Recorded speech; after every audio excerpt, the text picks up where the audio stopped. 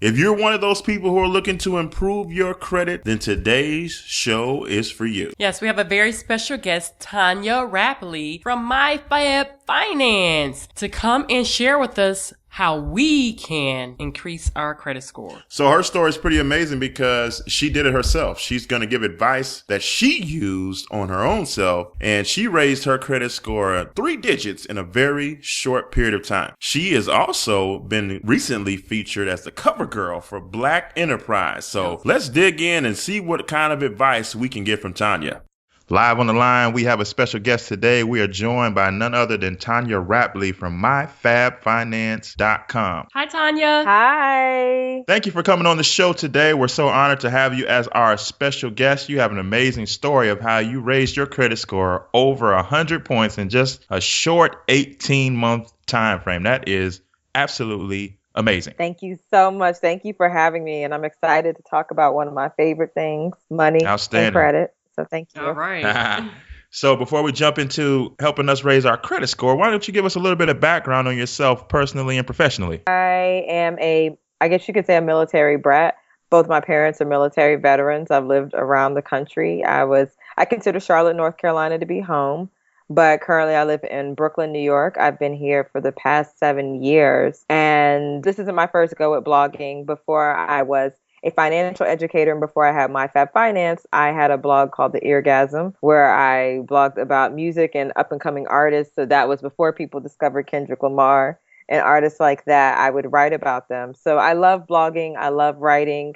In my day job professionally, I do community work as well. My undergrad degree is public administration, and my master's degree is in urban policy and affairs. And so my background, I worked at nonprofit organizations. I worked at the YWCA here in Brooklyn, where I was the coordinator of community initiatives.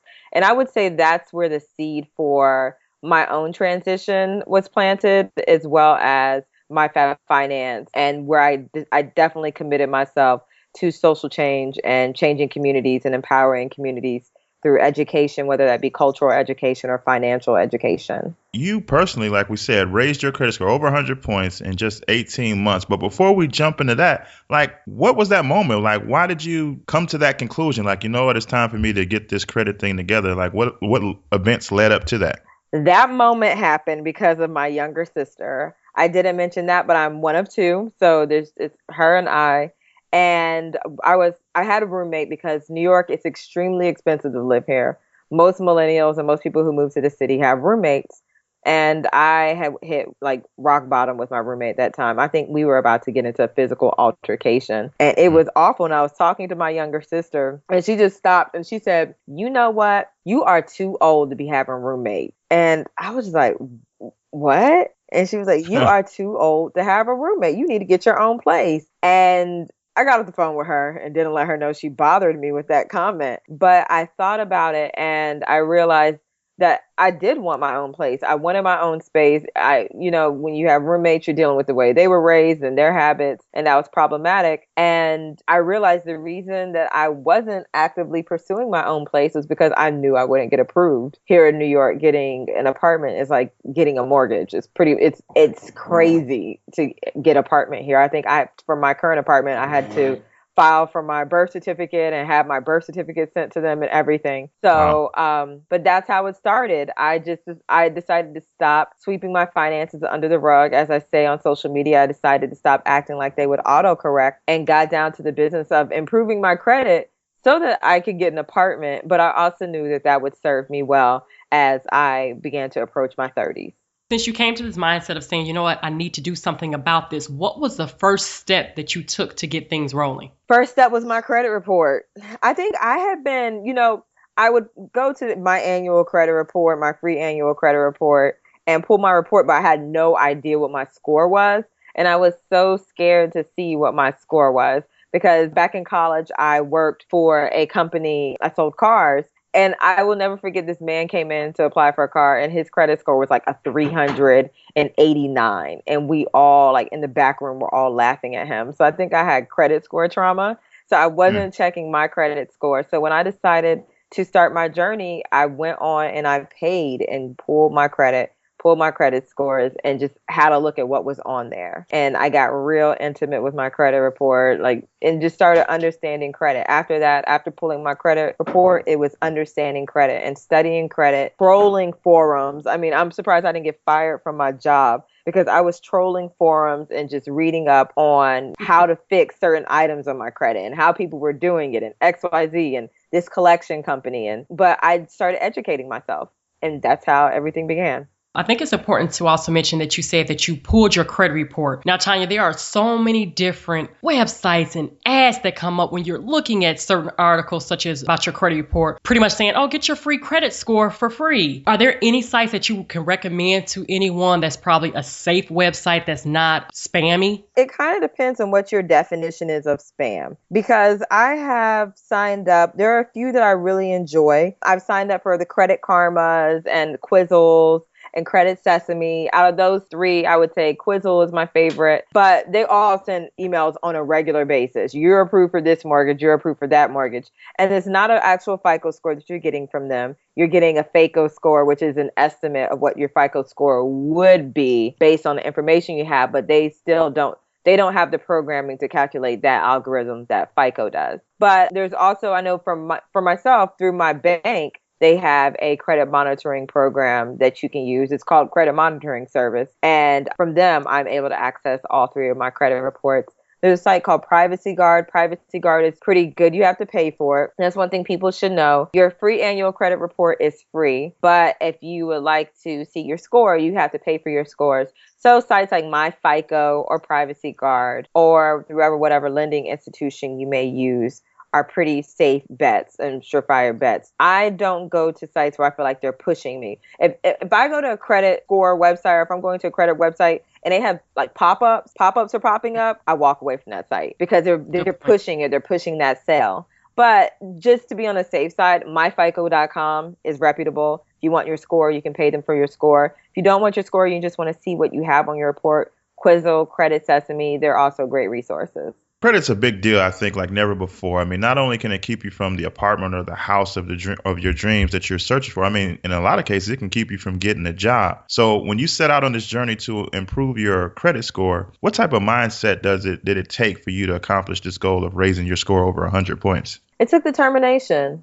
And it's very interesting because I'm in a different mindset now as I was then, and we can touch on that later. But it took determination. One thing that they bank on, especially when it comes to items and blemishes on your credit report, are that you won't do the work. And they bank on that. And it's just like a lot of the stuff, if you put in the work and if you write the letters or if you dispute it or you look and see what's on there, if you're in court, if they're bringing a lawsuit against you, if you go to court, you can get it dismissed.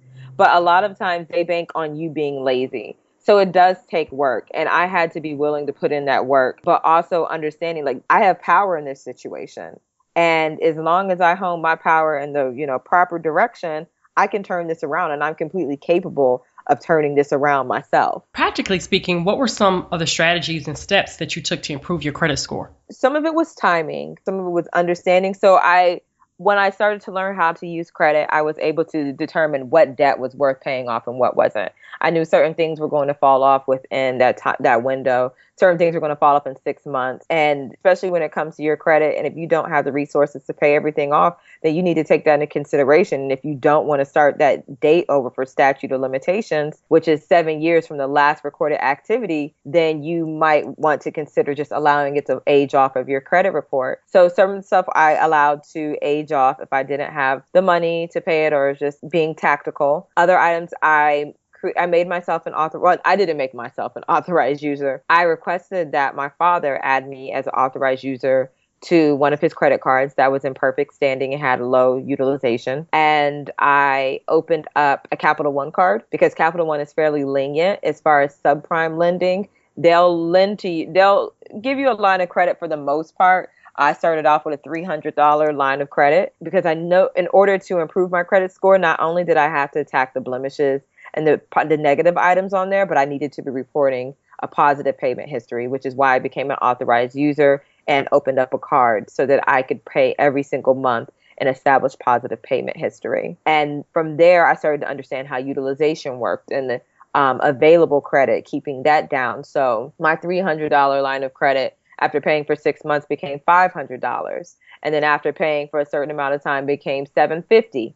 And then I was able to open up another card, which was at that time a Prime card, was my first Prime card, and just paying that off and keeping that balance low so that I was showing that I was responsible with credit while these other items were dropping off. So I was basically flushing in positive payment history into my credit report. Are these steps that someone can take now, today? I know when we got married, 8.5 years ago, we did the same exact thing. I added Talaat onto my credit card as an authorized user. And then I did get wind of maybe a few years back that possibly FICO was changing that somehow, where I guess you won't necessarily receive all the good standing just by you being added on someone's card as an authorized user. Is that true? It does depend on the card. So I was on a Bank of America card, and Bank of America did report it.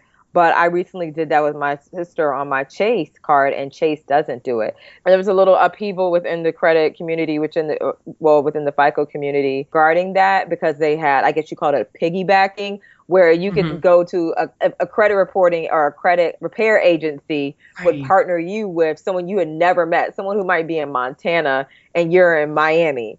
And they would partner you with them and put you on their credit profile for a small fee, and the person would charge as well so that you could take advantage of their credit history. So they were wary about that. But in a lot of cases, it's also families. It's parents who want to establish credit for their children. And so they did not ban that practice, but it is dependent upon the credit granting company. Tonya, for those who possibly can't get a credit card, how do you feel about the secured credit card route? Secured credit Can you explain what that is as well? Yeah, so a secured credit card is essentially you put the money down. So they'll give you a credit account, but the credit account is based on how much money you put down. Certain institutions might give you a little more. If you put $300 down, they'll give you a line of credit of $500.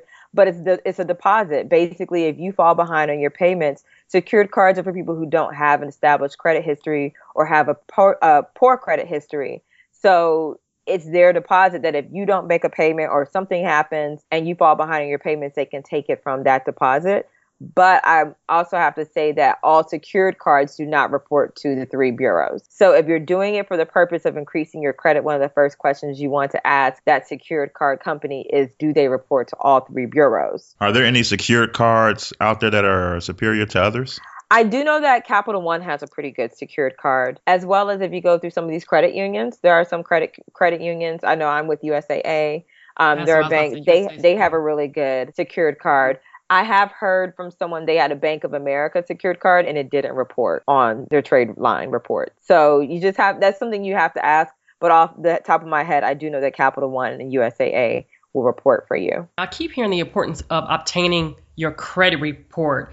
Can you explain to our listeners how they can obtain it? I did hear you mention myannualcreditreport.com. We will make sure that we put that in the show notes as well. But can you explain the importance of obtaining your credit report? It's extremely to obtain your credit report. I always tell people that your credit report is essentially your reputation. And your credit report might just be the first impression that you give a lender or anyone else or a potential employer. So it's extremely important that you stay on top of it, not necessarily and not only with the intention of going out and making a big purchase, but just knowing what's going on with your credit profile. If there's identity theft, if you're the victim of identity theft, you want to catch that as soon as possible. You don't want that to fester for a few years and a person is gone in the wind by the time you check your credit report. So it's good. It's a good practice just to make sure everything is on the up and up, make sure everything looks like it's supposed to, make sure everything's reporting properly. I know that when I first had a look at my report, my student loan was reporting twice. So from undergrad, I consolidated and it was supposed to be $32,000 and it was reporting twice. So it looked like I had $64,000 in student loan debt. So there could be small or major inaccuracies on your report that you would need to address, and you want to address them as soon as possible, especially before you go in to make a major decision. Now, I'm happy that you said that as soon as possible. One thing that we did in the beginning was because the credit reports were free through annualcreditreport.com. Because they were free, we will order one every single 4 months from one credit bureau. Maybe it's Experian, then it's TransUnion, then it's Equifax. But now that we've had identity theft in the past, it's very important to me that we kind of stay on top of it, even in between the 4 month time frame. Do you also agree? And if so, do you recommend the credit monitoring services? I might be a little obsessive with my credit report. I check mine every month, and I do have a credit monitoring service. One of the reasons for me in particular that I have a credit monitoring service is because I'm extremely transparent on my blog and on social media, and I just don't want anyone to get any ideas. So I check my report regularly just to make sure everything is on the up and up. But I think it's also great if you are in the rebuilding process because, as I said, you don't get your score from annualcreditreport.com. You can just see the items. If you want your score and you want to monitor your score, then it is good to go with a credit monitoring service. And you might not want all three lines, even though some creditors will not report to all three bureaus. Maybe decide that you want to stay on top of your TransUnion or your Equifax, or, so you can just choose one and pay a minimal fee, $4.95 a month, and check that monthly so you can track your score and track your progress. I know that some of the credit bureaus, such as Equifax, also has a credit monitoring service, but I've heard some negative things said about going directly with one particular credit bureau because they're going to be biased. Mm-hmm. Do you find that to be true in your study? I think they are biased. And honestly, there are so many credit scores out there. I mean, we know the three that we get, but what we pull as a consumer is not the credit score that an automobile company would pull, or, someone who's going to issue a mortgage. They won't get the same score, and they look at different things. So I think that it's not necessarily the most accurate, but it's better than guessing. Do you have any recommendations for credit monitoring services? I recommend that people go through their lending institution, in all honesty. And as I said, Privacy Guard seems to be pretty good, but I recommend people go through their lending institution first and see what they have available. I know that a couple of the cards now, that's one of the perks they're offering, is they'll give you your credit score, but I cannot speak to the accuracy of that. I believe that's based on a FACO score as well. And so the best place to start would be to go through your lending institution or your bank. If they don't have one, then I would say Privacy Guard is a good place to start. I know you said when you first got your credit report for the first time, you didn't really understand it, didn't know what it was talking about. So for somebody who's about to go at this for the first time, when they go about getting their credit report, what are some things that they should look for when they're reviewing it? Well, first, have a look at your addresses and make sure that looks like, the addresses that you've lived at, to make sure that no one is, filing on your credit from a different address. But then I'd say look at the negative items. Look and see if those are your debt. Look and see if they look correct. Look and see maybe you paid something off a few months ago and they're still reporting it as not paid in full. Look for any inaccuracies, and then have a good look at everything on your credit. Because I think that your credit report is also an indicator of how you're managing your credit, and, look at your inquiries, see who's looking into your report, because companies interested in offering you promotional offers will sometimes do a soft forward to qualify you. So just have a look and make sure everything is on the up and up. Negative items first, positive items, inquiries, addresses. And I know that to be true because of the situations that we found ourselves in with identity theft. I mean, on my credit report, I had someone else's name, someone else's address in a totally different state than I was living in at the time. So That's so important to check that out and definitely dispute it. Now, since we're talking about disputing, how does someone go about disputing any issues or anything that's not correct on their credit report? One thing I've read, I study other people in the space, and I respect the advice and work that they've done. Ash Cash, in his book, one of the things I found was when you go onto sites like free, annual credit. I don't know why I keep trying to call this free annual credit report. They got a commercial. That's a different. I know, right? When you go on, they got a song and everything. Yeah, right. So catchy. When you go onto annualcreditreport.com, they give you the option of electronically disputing.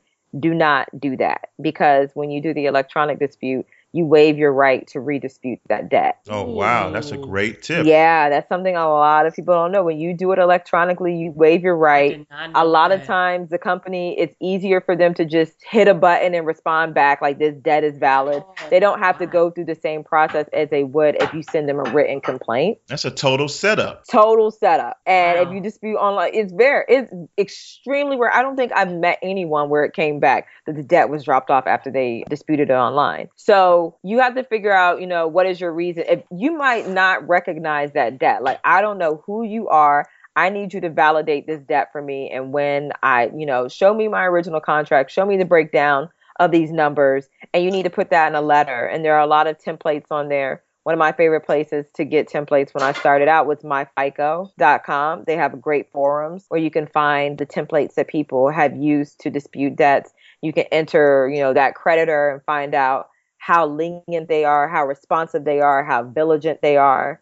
And you find what applies to your situation first, but I call it the round one debt verification. And you need them to verify that they can collect that debt, that this is a valid debt and they have the ability to collect it from you. Because you'd be very surprised how many people are not verified or even supposed to be collecting a debt from you. In disputing bad information on your credit report, I know the ultimate goal is to kind of get where you are, where you raise your credit score. Now, we're traditionalists when it comes to this process. We believe in everything that you've talked about thus far. But there's some new kids on the block these days, the credit repair companies. And so I hear people talk about, that they're going to go through these credit repair companies in order to get it done in like 90 days and their credit score jumps up. Based on your study and your research, what is your feelings about credit repair companies? I don't want to label them poorly and say that all of them aren't legitimate, because there are some out there that are legitimate. My friend over Your Finances Simplified, Dominique, is awesome and he's legitimate. But there are,